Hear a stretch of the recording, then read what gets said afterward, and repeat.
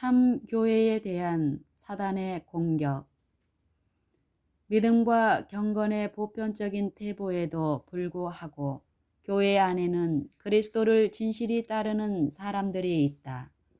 하나님의 최후의 심판이 세상에 내리기 전에 주님의 백성 중에는 사도 시대 이래 일찍이 목격하지 못한 근본적인 경건의 부흥이 일어날 것이다.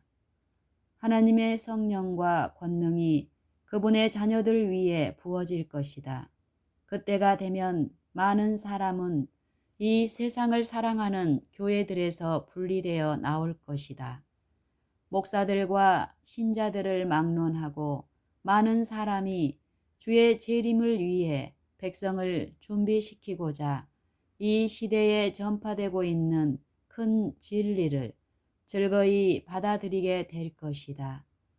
그러나 사람들의 원수는 이 일을 방해하려고 이 운동이 일어나기 전에 가짜 운동을 꾸며냄으로써 이를 막으려고 노력할 것이다. 그의 기만의 세력 아래 모이는 교회들 가운데 마치 하나님의 특별한 축복이 내린 것처럼 보이게 할 것이다. 그리하여 신앙적 큰 부흥이 일어난 것처럼 생각하도록 나타낼 것이다. 많은 사람이 실상은 전혀 다른 영의 역사임에도 불구하고 하나님께서 그들을 위해 놀라울 정도로 역사하고 계신다고 기뻐할 것이다. 이와 같이 사단은 종교의 가면을 쓰고 자기의 세력을 모든 그리스도 교계에 확장하는 데 진력할 것이다.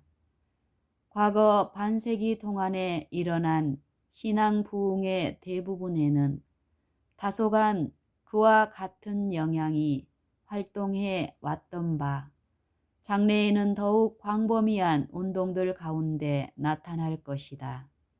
진리와 허위가 혼합된 감정적 흥분이 있으며 진리와 허위가 혼합된 감정적 흥분이 있으며 그것은 오도되기 쉽게 만들어졌다. 그러나 아무도 속임을 받을 필요는 없다.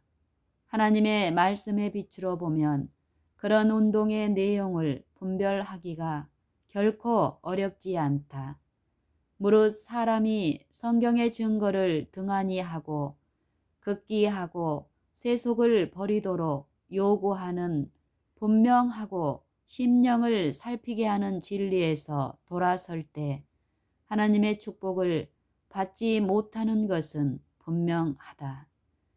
그의 열매로 그들을 알지니 라고 그리스도께서 친히 주신 법칙에 따르면 이런 종류의 운동이 하나님의 영으로 말미암은 것이 아님이 분명하다.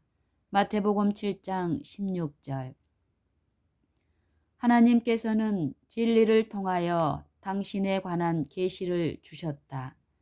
그러므로 그 말씀을 받아들이는 사람은 모두 사단의 속임수에서 보호를 받는다. 오늘날 일반 종교계에 널리 퍼져 있는 악이 들어오도록 문이 열린 것은 진리들을 등한히 한 결과이다. 따라서 하나님의 율법의 특성과 중요성은 대부분 상실되었다. 하나님의 율법의 성격과 영속성과 그 의무에 대한 그릇된 개념이 회개와 성화의 관계에 대한 오류를 가져왔고 그 결과로 교회 내의 경건의 표준이 낮아졌다. 우리 시대의 신앙 부흥 가운데 하나님의 영과 권능이 결핍된 원인이 여기에 있다.